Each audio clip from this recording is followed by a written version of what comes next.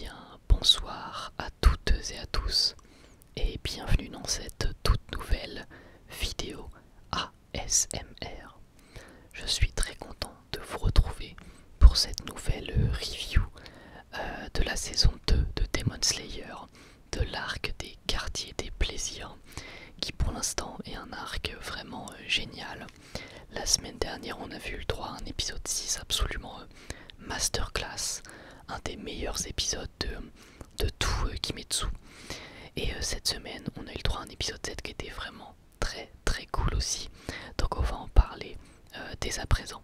Donc on reprend directement là où on nous a laissé, c'est-à-dire avec la transformation de Nezuko dans sa forme, on va dire dans sa forme de démon la plus pure, dans sa forme adulte. Voilà, je sais pas trop comment nommer cette forme, mais en gros c'est sa forme la plus démoniaque. Et justement, c'est ça qui est intéressant, c'est qu'on se rend compte de deux choses. Donc déjà, qu'elle est bien évidemment beaucoup plus forte, qu'elle a une capacité de régénération absolument incroyable, c'est-à-dire que c'est au-dessus même de Daki pour sa capacité de régénération, mais également qu'elle est beaucoup plus cruelle. Elle est vraiment à l'image même d'un démon lorsqu'elle est sous cette forme, c'est-à-dire qu'elle perd de plus en plus en pureté au fur et à mesure du combat. Elle va vraiment devenir machiavélique en fait. Elle va vraiment devenir démoniaque. Voilà pourquoi j'appellerais ça désormais la forme démoniaque de Nezuko tout simplement. Donc on a ensuite un petit moment où on a, alors ça arrive souvent dans Demon Slayer que la famille de Tanjiro essaye de rentrer en contact avec soit Tanjiro soit Nezuko, donc la famille Kamado. Et donc là on a le petit frère de Tanjiro qui essaye de le réveiller. Donc voilà, c'est dans ses pensées ou une histoire d'au-delà ou quoi ou qu'est-ce, enfin c'est quelque chose qui j'imagine ne sera jamais expliqué. Ça reste quelque chose de très poétique pour symboliser que la famille Kamado est toujours avec Tanjiro et Nezuko. Et donc je trouve cette scène particulièrement jolie avec la neige qui tombe, parce qu'encore une fois, alors j'imagine qu'elle est faite en 3D, vu qu'on a des effets de profondeur, enfin c'est pas j'imagine d'ailleurs, c'est certain, elle est faite en 3D avec des effets de profondeur vraiment tellement cool. C'est pas du tout la première fois que la CGI est utilisée pour faire de la profondeur dans Demon Slayer, et à chaque fois ça rend tellement bien. Franchement je kiffe, je suis très fan de cette utilisation là. Et donc ensuite on voit Nezuko qui domine complètement Daki, c'est-à-dire que vraiment Nezuko dans cette forme semble en tout cas plus forte que Daki. Vraiment elle semble la dominer. Alors certes Daki avait combattu auparavant, mais tout de même malgré tout il y a quand même une vraie domination de la part de Nezuko, c'est assez dingue. Et en fait la capacité de régénération de Nezuko est telle que elle peut solidifier son sang pour continuer d'utiliser ses membres lorsqu'ils sont tranchés avant de pouvoir les relier et donc se régénérer. Donc ça c'est assez impressionnant, puisqu'on se rend compte que même lorsqu'elle a la tête coupée, elle n'est pas encore morte, vu que tout simplement son sang se solidifie et donc après elle peut relier ses membres. Donc c'est assez impressionnant. Et ensuite elle va réutiliser ses flammes, son pouvoir sanguinaire des flammes qu'elle avait déjà utilisé dans la première saison et même dans le film. Et donc là en fait on se rend compte qu'elle peut transformer son sang en flamme, elle peut immoler en fait son sang. Donc ça c'est hyper intéressant je trouve. C'est vraiment très puissant, et surtout qu'est-ce que c'est joli. Elles sont super belles les flammes des Nezuko, des flammes rosées. Et c'est juste magnifique, franchement je kiffe cet effet. Vous savez, c'est pas la première fois que je vous dis que j'aime les effets d'éléments dans Demon Slayer, que ce soit l'eau de Tanjiro, même le feu, même la foudre de Zenitsu, d'autant plus dans cette nouvelle saison. Je trouve que les effets sont magnifiques, et alors là je pense que c'est un de mes effets préférés, les flammes de Nezuko avec cette espèce de côté rosé, c'est trop beau, visuellement c'est trop beau. Et pendant que Daki se fait immoler, et bien elle va dire finalement le sang qui m'a éclaboussé me brûle. Et après elle va dire que ça lui rappelle le feu comme avant, c'est ce qu'elle dit, le feu comme avant. Et donc en fait, on a une espèce de tout petit flashback vraiment de quelques secondes du moment où elle était humaine, en tout cas on imagine que c'est ça. Et on imagine du coup qu'elle avait dû être immolée lorsqu'elle était humaine, moi c'est comme ça que je l'ai interprété. Donc on a eu vraiment un tout petit flashback sur Daki, malheureusement. Pour le moment on n'en saura pas plus, très probablement qu'on en saura plus à l'avenir, mais en tout cas pour l'instant c'était vraiment un tout petit flashback. Mais Daki, on le voit bien, elle est comme tous les autres démons, c'est-à-dire qu'avant elle était humaine, et comme énormément de démons, eh bien elle avait aussi un côté, une histoire assez triste, assez tragique, qui l'ont poussée à devenir un démon, et ensuite à devenir démoniaque. Donc on imagine que comme pour beaucoup de démons, eh bien avant de devenir un démon, elle n'était pas méchante, Daki. C'était le cas également de Rui, et c'était le cas de plein d'autres démons dans Demon Slayer qui avaient tous des passés assez tragiques. Du coup Daki ne semble pas échapper à la règle. Et donc elle va continuer après de se faire défoncer par Nezuko. C'est vraiment, on voit bien que carrément Nezuko, on voit carrément qu'elle prend du plaisir à tabasser Daki. Donc c'est pour ça que je dis qu'elle est machiavélique, elle est vraiment démoniaque. Et en fait on ne la reconnaît même plus, quoi. C'est vraiment Nezuko sous sa forme de démon la plus pure. Et alors on imagine que ce sera une forme à l'avenir qui sera utilisée avec parcimonie, car très très dangereuse. Dans le sens où pour ramener Nezuko à la normale derrière c'est très compliqué. Donc il faudra vraiment utiliser cette forme dans les ultimes recours, on va dire. Puisque du coup il y a un humain qui va se blesser puisqu'ils finissent par se battre à détruire des maisons, et donc on va retrouver des humains, et à la vue du sang, Nezuko, c'est là qu'elle va perdre le contrôle. Autant avant elle pouvait avoir, on va dire, encore un tout petit peu de son contrôle, autant à la vue du sang elle va complètement perdre l'esprit, complètement perdre la raison, et on voit qu'elle va se claquer les dents. Donc c'est ça qui montre que finalement elle a une retenue encore. À ce moment-là, quand elle se claque les dents, elle sait qu'elle ne doit pas le faire, elle sait, puisque sinon, si elle était déjà en forme 100% démon, eh bien, elle se serait déjà sautée sur l'humain. Mais là, elle sait qu'elle doit se retenir, elle sait que c'est mal. Mais finalement, elle finit par craquer. Mais heureusement, Tanjiro intervient pour coincer ses dents avec son sabre. Donc c'est pour ça, bien évidemment, qu'avant, elle avait toujours ce bambou pour tout simplement coincer ses dents.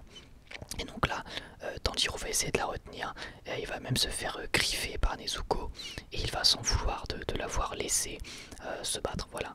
Donc c'est vraiment assez beau de voir que Tanjiro, lui, il n'en veut absolument pas à Nezuko, et j'ai trouvé ça intéressant en fait, parce que depuis le début de l'anime, on n'avait plus jamais revu Nezuko sous sa forme 100% démon.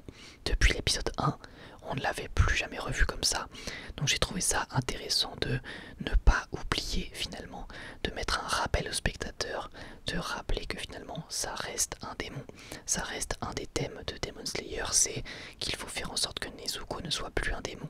Et même si par magie on va dire, elle arrive à garder le contrôle en étant un démon, eh bien il faut pas oublier que ça reste un démon et qu'elle peut perdre ce contrôle, notamment du coup sous cette forme démoniaque, elle perd complètement le contrôle. Donc ça, il faut tout simplement pas l'oublier, et j'ai trouvé ça cool qu'il y ait cette espèce de piqûre de rappel.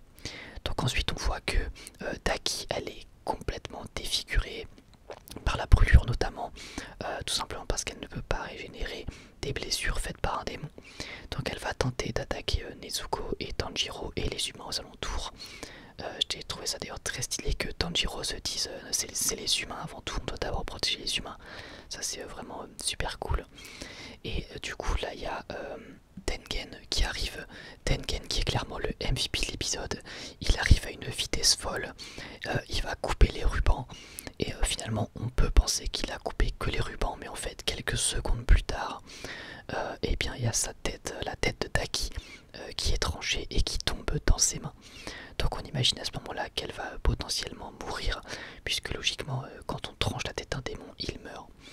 Mais finalement c'est pas ce qui se passe, et ça va interroger Tengen qui se dit mais finalement pourquoi à ce qu'elle ne meure pas.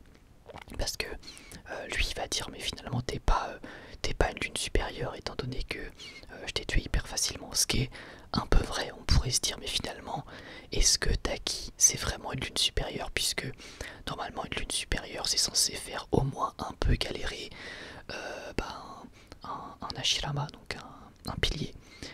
Mais là non, là vraiment il l'a démonté, et même on a vu, même Tanjiro, même Nezuko ont pu grandement atteindre Taki, même si c'était très compliqué pour Tanjiro. Donc Tengen il va remettre en question ce titre de lune supérieure.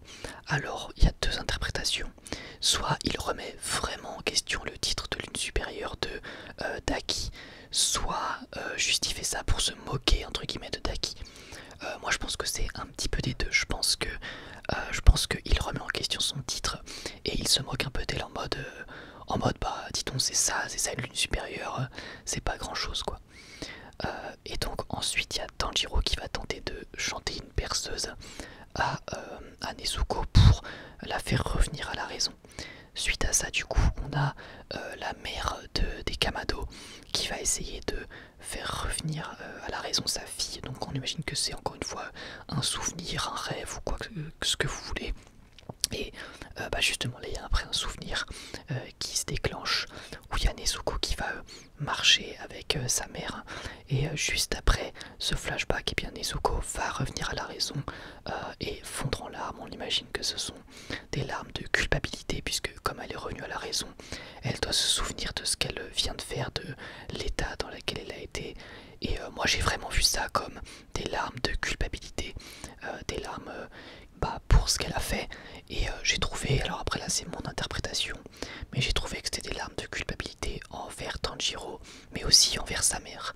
Parce que voilà, j'ai l'impression, moi c'est vraiment comme ça que j'ai interprété la scène quand je l'ai vue. J'ai l'impression qu'elle s'en voulait pour ce qu'elle avait fait, qu'elle s'en voulait auprès de Tanjiro et de sa mère, vu que juste après le flashback on la voit pleurer à la vue de sa mère. Donc voilà, j'ai vraiment interprété ça comme simplement le fait qu'elle s'en veuille énormément. Suite à ça, donc elle est très fatiguée, elle s'endort et elle reprend sa forme enfant, c'est-à-dire qu'elle reprend même pas sa forme normale, puisque Nezuko a trois formes. Elle a sa forme enfant, sa forme normale et sa forme adulte, qui est donc la forme démoniaque. Et là, elle reprend carrément sa forme enfant pour, j'imagine, nous faire comprendre qu'elle était épuisée et à bout de force. J'imagine que c'était ça l'intention de lui faire reprendre sa forme enfant. Donc elle s'endort, et suite à ça, il y a Inosuke et Zenitsu qui arrivent dans une scène vraiment sympathique, puisque ça permet de revoir finalement, de revoir ces deux persos-là qu'on aime beaucoup, et puis de voir tout de suite le visage d'Anjiro s'illuminer, j'ai envie de dire, puisqu'il est direct trop content de revoir ses amis. Donc ça c'était cool pour le coup. J'ai bien aimé cette scène, j'ai bien aimé ces petites retrouvailles. Et ensuite voilà, lui va s'éclipser pendant quelques instants pour aller déposer Nezuko dans sa boîte et ensuite reprendre le combat, on l'imagine. Donc du coup, entre temps, il y a quand même une scène très très intéressante. C'est-à-dire que Taki, elle va s'en vouloir d'avoir été décapitée par Tengen, et lui il va se dire mais décidément elle a toujours pas, son corps a toujours pas disparu, donc qu'est-ce qui se passe? Ça veut dire qu'elle est pas vraiment morte.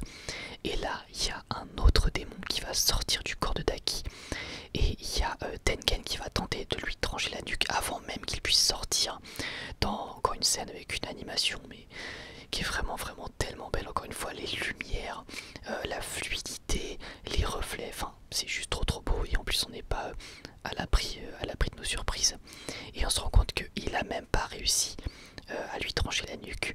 Et il y a le démon qui est sorti, donc qui s'appelle Gyutaro je crois, et il va dire du coup à sa sœur de pas s'inquiéter, de rester tranquille. Et donc là Tengen est choqué, puisqu'il a même pas réussi à trancher la nuque de Gyutaro. Donc il va en déduire que Gyutaro est plus rapide que lui en fait, alors que Tengen, on l'a vu, il est quand même extrêmement rapide. Gyutaro, on va le voir aussi, va réussir à soigner la blessure de Taki ultra rapidement, donc ça veut dire qu'il a des capacités de soin, enfin c'est comme ça qu'on peut l'interpréter. Et Tengen va tenter une autre attaque, encore une fois superbe, très très fluide, superbe animation. Et Gyutaro va réagir plus rapidement que lui. Alors heureusement Tengen a pu éviter l'attaque, mais il s'est quand même pris une blessure. Donc là pour le coup c'est Gyutaro qui est étonné et qui va même rager en fait. Ça va être un gros rageux. Et il va parce que en fait il va dire voilà t'as l'air très très fort, t'es un pilier, tu es très grand, t'es très BG, etc. Ce qui est vrai hein, pour le coup on va pas se mentir. Et ça va lui foutre un peu la haine parce que lui il est tout maigrichon et il est pas beau, voilà on va pas se mentir. Autant je trouve les designs très cool dans Demon Slayer, autant là on va pas se mentir, Gyutaro franchement il est grave moche. Pourtant voilà je suis le premier à inventer les designs de Muzan, de Tengen, voire même les designs de Tanjiro, de Zenitsu, d'Inosuke, et puis même du côté des lunes supérieures, je trouve que le design de Daki est plutôt cool, et le design d'Akaza est vraiment super classe. Mais alors là, j'avoue que Gyutaro, il est vraiment super moche, en plus, il est en train de s'automutiler, donc bref, c'est vraiment le mec qu'on est censé ne pas aimer, mais après, par contre, ça se voit que c'est un personnage qui est volontairement moche, donc j'ai envie de vous dire que en fait c'est normal que son design soit dégueu, c'est clairement une volonté de l'auteur, je trouve que ça se voit avec ce côté, déjà rien que le fait qu'il sorte du corps de Daki c'est grave dégueu, et même avec voilà, ce corps complètement difforme, voilà, il n'est pas censé être classe, c'est ce que je veux dire. Et donc après ça, il y a toute cette scène où Gyutaro va lancer ses lames, ses faucilles, je crois que c'est des faucilles, donc il va lancer ça, il va les faire tournoyer, et du coup Tengen va protéger en priorité les humains, ce qui est évidemment très classe, qui est très héroïque. Et Gyutaro va encore prendre le seum, il va dire voilà t'es là en train de donner leur vie pour eux, c'est trop stylé, etc. Et il va vraiment être super jaloux. Et j'adore la réaction de Tengen qui fait bah ouais c'est vrai, les gens m'aiment bien, en plus de ça j'ai 3 femmes, les gens sont reconnaissants, etc. En gros je suis un beau gosse, etc. Enfin bref, il essaye, j'ai l'impression, de mettre encore plus le seum à Gyutaro, donc je sais pas si c'est une volonté de l'énerver, mais en tout cas ça l'énerve carrément. Et là on a le droit à une séquence qui est la plus belle séquence de l'épisode, où Gyutaro va matérialiser son sang, on va dire durcir son sang pour pouvoir attaquer. Et là la séquence est juste sublime, on a le droit à du slow motion sur les attaques de Gyutaro qui vont en fait prendre des formes de lames avec leur sang. Tengen va quant à lui baisser d'un niveau avec des explosions. Ça va lui permettre aussi de se débarrasser des humains qu'il protégeait pour pouvoir se battre à fond, puisque il les a fait descendre d'un étage, et en plus il leur a dit, il leur a demandé de fuir. Juste après ça, Tengen va remonter, et c'est là qu'on a le droit, je trouve, la séquence, le moment le plus beau de tout l'épisode, où Tengen va se battre en fait contre le sang de Gyutaro, enfin face aux lames de sang plutôt de Gyutaro, puis il va sauter dans les airs en fait, il va bondir et en même temps lancer des boules explosives. Pendant qu'il saute, il va trancher les boules explosives, ce qui va les faire sauter. Et alors la séquence, où il découpe les balles explosives, c'est juste trop beau. Alors ça dure quelques secondes, mais c'est juste trop beau, que ce soit le mouvement, que ce soit encore une fois les couleurs, les lumières, parce que les lames de Tengen vont faire des petits effets de lumière bleue. C'est vraiment du détail, mais ça rend la scène juste magnifique. De toute façon, pour avoir une belle animation, et une animation comme celle de Demon Slayer, en fait, si vous regardez, il y a beaucoup de détails dans chaque frame en fait. C'est-à-dire que Demon Slayer, même quand tu mets pause, c'est joli, alors que normalement les animés, quand tu mets pause, c'est pas spécialement beau, parce que justement quand t'as du mouvement, quand t'as de l'action, c'est de l'animation, donc c'est même pas fait pour mettre pause, vu que c'est plusieurs frames collés les unes aux autres. Mais Demon Slayer, je trouve que c'est tellement beau que même quand tu fais pause, c'est joli en fait. Et ça c'est vraiment une force incroyable de l'animé, où à chaque fois que tu vas avoir de l'action, à chaque fois que tu vas avoir des mouvements, et ça va être super bien animé. Et c'est peut-être voilà, c'est peut-être répétitif de dire que Demon Slayer c'est beau, parce que tout le monde le dit à tous les épisodes, mais que voulez-vous, c'est la vérité. Demon Slayer c'est super joli visuellement, et globalement l'épisode s'arrête là, où Gyutaro et Daki ont été protégés par les rubans de Daki, ils ont été protégés de l'explosion, puis l'épisode s'arrête là. Donc qu'est-ce que j'ai pensé de cet épisode de Demon Slayer, cet épisode 7 de la saison 2? Bah écoutez, moi j'ai vraiment kiffé. Encore une fois Demon Slayer, mais je trouve vraiment que c'est un plaisir, c'est clairement le bonbon de la semaine. Parce que ça ne déçoit pas, je trouve en tout cas pour l'instant que ça ne déçoit pas, que ce soit au niveau de l'intrigue ou que ce soit au niveau des personnages. Par exemple là je trouve que Tengen est vraiment très cool, je trouve que, enfin je pense que ça va devenir un pilier très attachant si ça ne l'est pas déjà pour vous. Et de manière générale évidemment l'anime est super agréable à regarder, que ce soit visuellement et même c'est très agréable à écouter, hein, de par les musiques, de par les effets sonores très propres. On sent que tout est qualitatif dans l'anime de Demon Slayer, que tout est fait avec beaucoup de détails, avec beaucoup de parcimonie, et donc ça donne évidemment un rendu final qui est ultra agréable à suivre. Et bah écoutez, pour l'instant c'est un vrai kiff.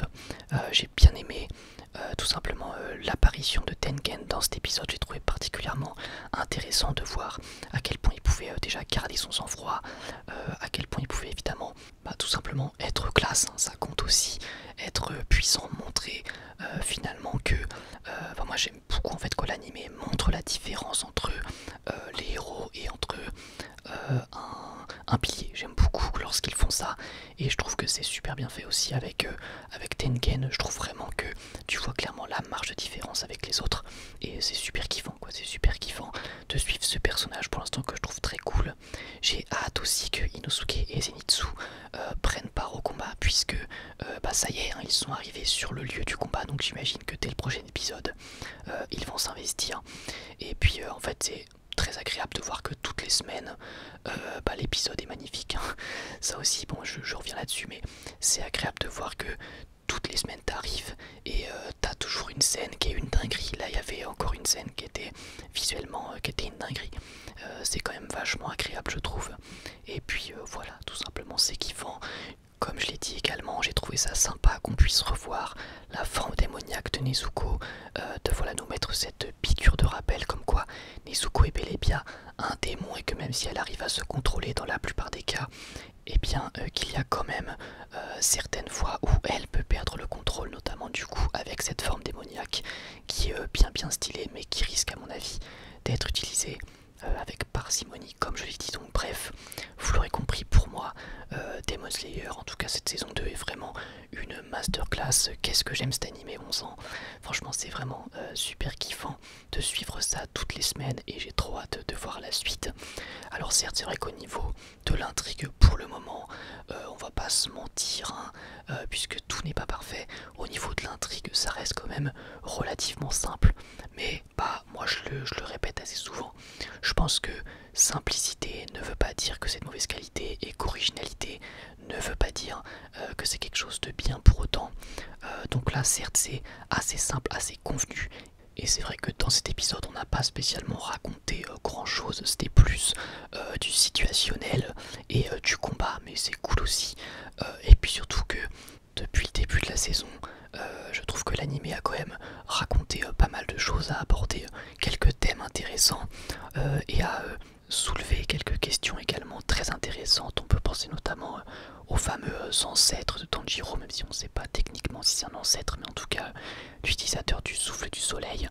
Et alors certes c'est pas la saison qui aborde le plus de thèmes, même si encore une fois elle en aborde, mais pour autant ça n'en reste pas moins un animé trop cool à suivre.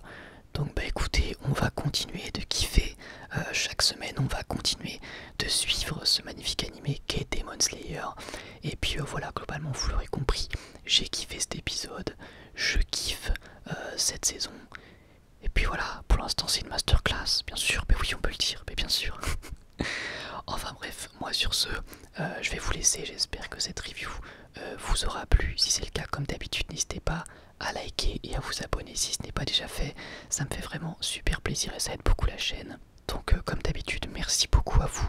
Et puis sinon, n'hésitez pas à me dire ce que vous avez pensé de cet épisode dans les commentaires. Et moi, bien entendu, je vais tous vous lire. Donc voilà, dans tous les cas, je vous remercie de m'avoir écouté. Et moi, j'ai plus qu'à vous dire à la prochaine. Prenez soin de vous. Bye tout le monde.